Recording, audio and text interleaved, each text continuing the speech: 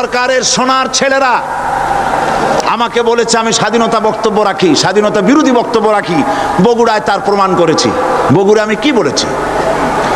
বগুড়ায় আমি বক্তব্য রাখতে গিয়ে বললাম, বর্তমান প্রধানমন্ত্রী, আমি যা বলি আমার তা মনে থাকে এবং রেকর্ড আছে, হাজার হাজার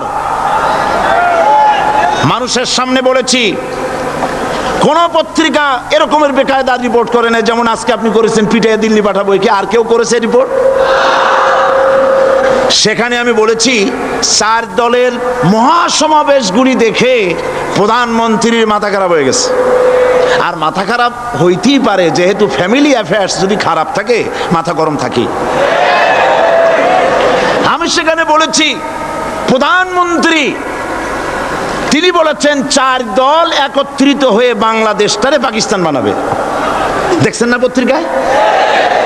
আমি বলেছি দেখেন, একটা দেশের প্রধানমন্ত্রী মিথ্যা কথা বলেন, আমি এই রকমের কথা বলবো না, তবে উনি যা বলেন তা কিন্তু সত্য নয়।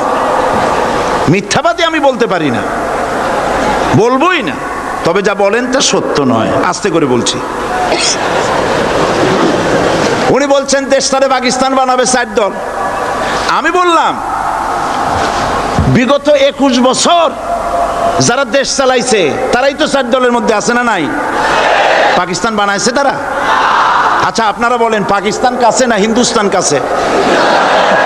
আমি বলেছি যদি বাংলাদেশকে কেউ পাকিস্তান বানাতে চায় তাহলে সর্বপ্রথম কাশ্মীর পাকিস্তান হতে হবে, তারপরে হিন্দুস্তানকে পাকিস্তান হতে হবে। এটা যেমন সম্ভব নয়, কিয়ামত পর্যন্ত বাংলাদেশ পাকিস্তান হওয়া সম্ভব নয়।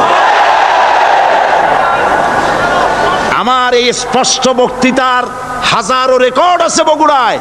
কেউ ধরনের বাজে রিপোর্ট করেনি। যুগান্তর লিখেছে, সাইদি বলেছে কাশ্মীর পাকিস্তান হইলেই বাংলাদেশ পাকিস্তান হয়ে যাবে। আমি ওই দিন ঢাকায় এসেই যুগান্তর পত্রিকার চিফ রিপোর্টারকে টেলিফোন করে বলেছি, আপনি একটা ভুল রিপোর্ট আপনার সাংবাদিক করেছে বগুড়া থেকে, জাতি বিভ্রান্ত হবে। আমি একটা প্রতিবাদ পাঠালাম, অনুগ্রহ করে আমার প্রতিবাদ সেবে দিবেন। ওনরা সাংবাদিকতার প্রতি মর্যাদা দিতে গিয়ে আমার এই বক্তব্যটা ছাপেন নাই। তার মানে হলো আমার বিরুদ্ধে যদি কেউ কথা বলে হুবহু ছাপা হবে, আর আমি যদি সেলফ ডিফেন্স দিতে চাই বস্তুনিষ্ঠভাবে আমাকে কভারেজ দেওয়া হবে না। এটাই হলো তাদের সবচাইতে আমার প্রতি ক্ষোভ। এবং তারা চায় আমাকে জনগণ থেকে বিচ্ছিন্ন করতে, কিন্তু জনগণ থেকে আমাকে বিচ্ছিন্ন করা যাবে না।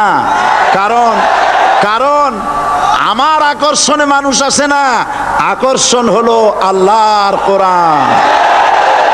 জনগণকে বিচ্ছিন্ন করা যাবে না। আমি তাফসীরের আগে যুগান্তর পত্রিকার সাংবাদিককে অনুরোধ করব, আপনি অনুগ্রহ করে আপনি এই সংশোধনটি মেহেরবানি করে পাঠিয়ে দিন, যে গতকাল যে কথা বলা হয়েছিল যে সরকারকে লাঠি দিয়ে পিটাইয়া দিল্লি পাঠায় দেবো, এই কথা যে এটা আমি ভুল লিখেছি। মানুষ ভুল স্বীকার করলে কোনো অপরাধ নাই, অন্যায় নাই।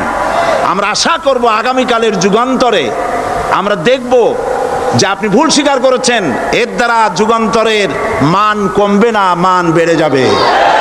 আর যদি ভুল স্বীকার না করেন আল্লাহর অভিশাপের জন্য প্রস্তুত থাকবেন।